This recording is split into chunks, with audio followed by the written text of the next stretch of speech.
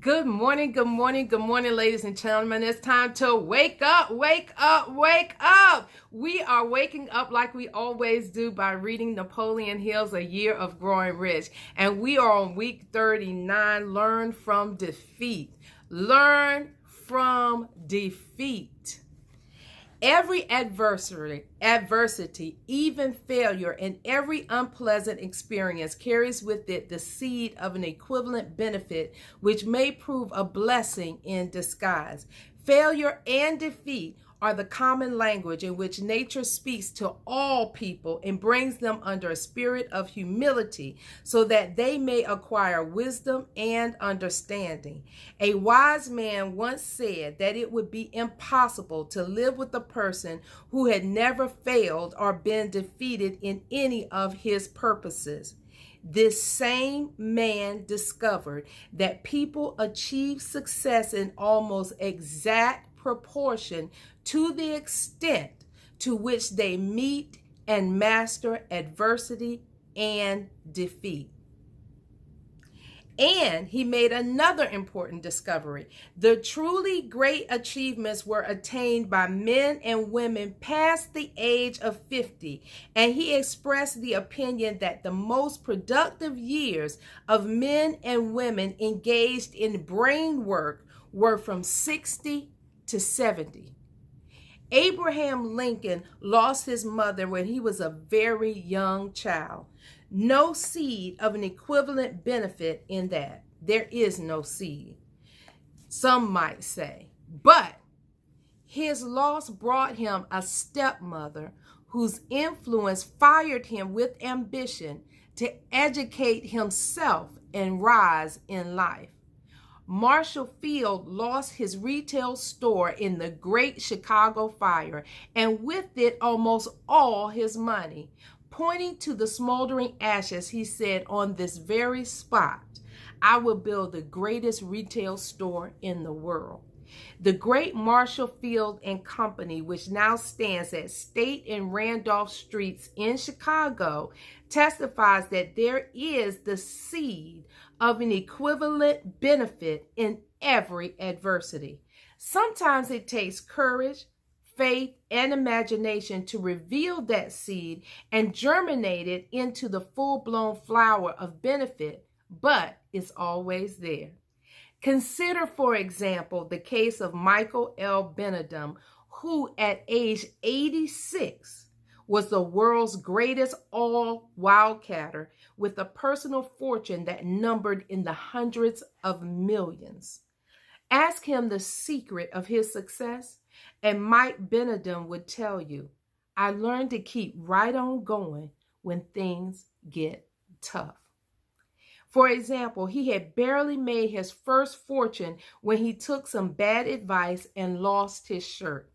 Benedum turned defeat into victory by learning a prime lesson: to rely on his own judgment for crucial decisions.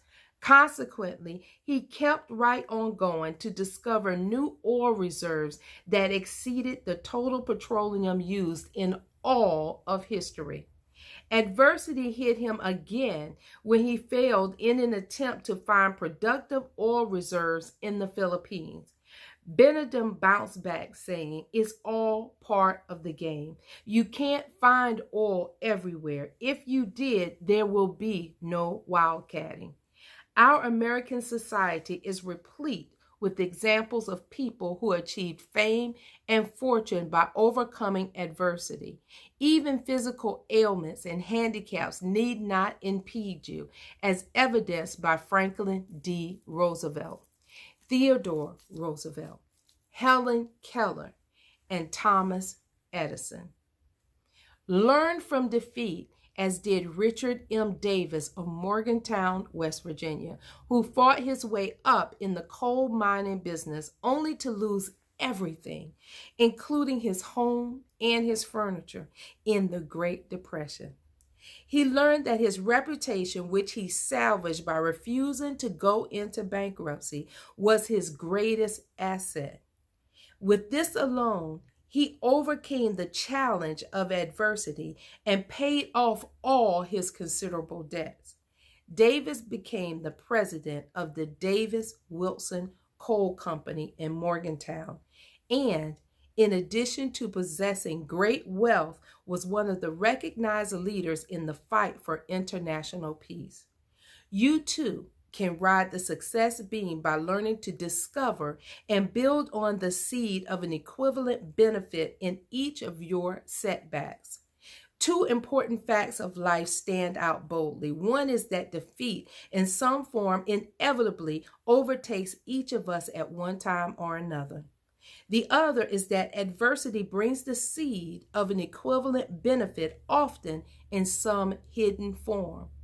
From analysis of these two facts, it is not difficult to recognize that the Creator intends us to gain strength, understanding, and wisdom through struggle.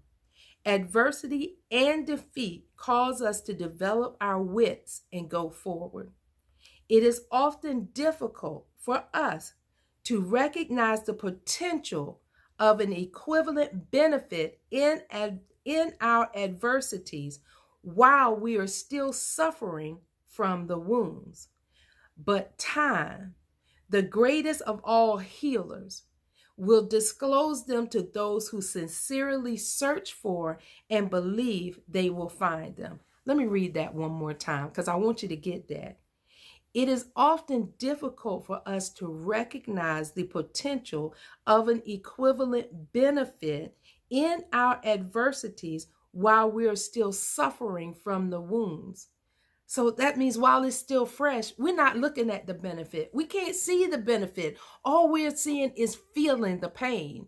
We're feeling whatever it is that we're going through. But time, y'all, the greatest of all healers, will disclose them to those who sincerely search for and believe they will find them. Ladies and gentlemen, learn from defeat. That's our morning reading for today. Hopefully you got something out of it. I sure did. Have a good day. God bless. Make sure you tag and share this with someone who might need it. I look forward to seeing you, and yes, I do mean you, at the top, at the very top. Ladies and gentlemen, it's going to be the tip top. Have a great day. Bye.